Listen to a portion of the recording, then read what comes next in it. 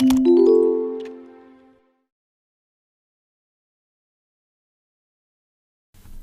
अभी हम लोग समझते हैं कंस्ट्रक्टर है क्या और कंस्ट्रक्टर के साथ कैसे काम कर सकते हैं।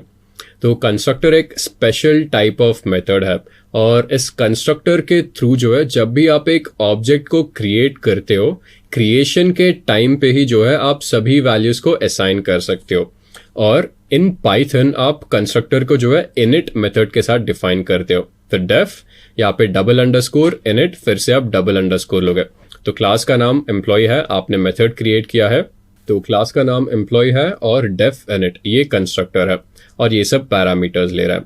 तो इनिशियली हमने देखा था पिछले एग्जाम्पल में जैसे कलर असाइन करना हो या फिर कॉस्ट असाइन करना हो, हमने अलग से 2 मेथड बनाए थे, बट उसकी जरूरत नहीं पड़ेगी।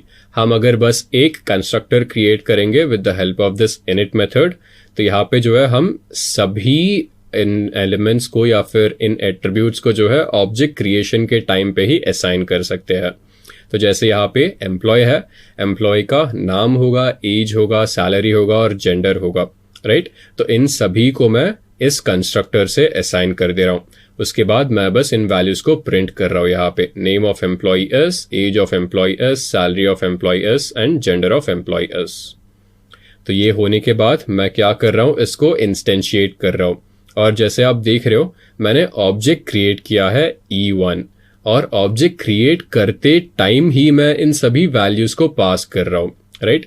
नाम पास किया, एज पास किया, सैलरी पास किया, फिर मैंने जेंडर पास किया।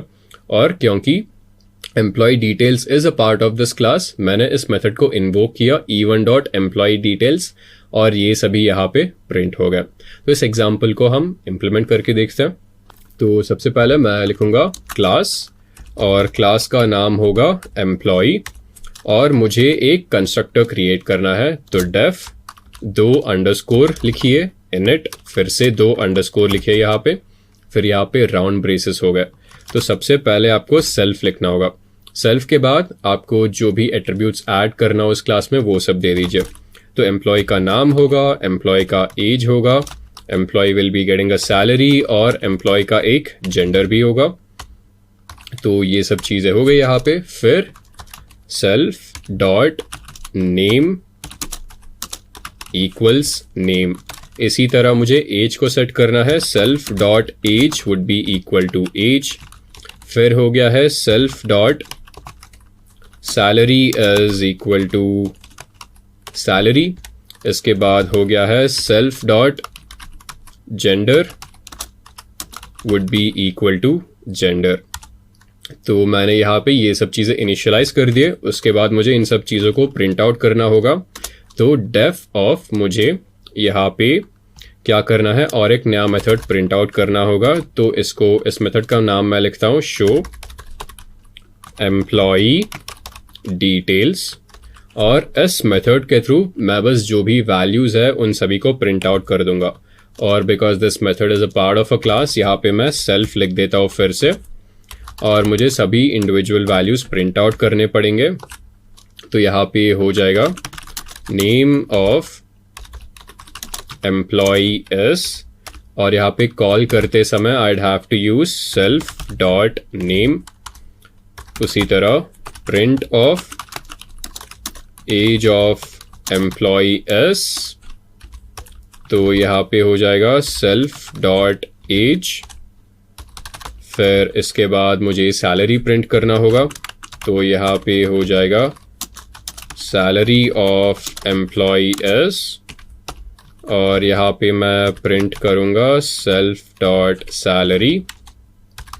एंड फाइनली मुझे जेंडर प्रिंट करना होगा। तो print of gender of employee is और यहाँ पे मैं प्रिंट कर रहा हूँ सेल्फ डॉट जेंडर।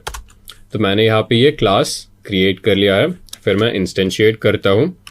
तो E1 would be the object और इंस्टेंशिएट करना हो तो मुझे बस यहाँ पे एम्प्लॉय लिखना होगा, राउंड ब्रेसेस, और इसके अंदर जो भी वैल्यूज मुझे असाइन करने हैं वो सब वैल्यूज मैं दे दूंगा।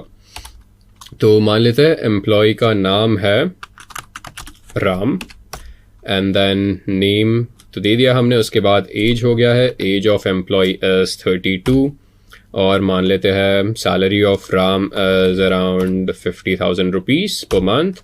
फिर ऑब्वियसली राम इज जेंडर हो गया है मेल। तो हमने इंस्टेंशिएट कर दिया है। इसके बाद मुझे मेथड को इन्वोक करना हो तो e1 dot show employee details method को इन्वोक कर दिया और हम यहाँ पे ये सब एम्प्लॉय के डिटेल्स प्रिंट कर रहे हैं। तो name of employee is Ram, age of employee is 32, salary of employee is 50,000 and gender of employee is male. तो ऐसे हम लोग जो है एक कंस्ट्रक्टर को यूज करके ऑब्जेक्ट क्रिएशन के टाइम ही सभी वैल्यूज पास कर सकते हैं।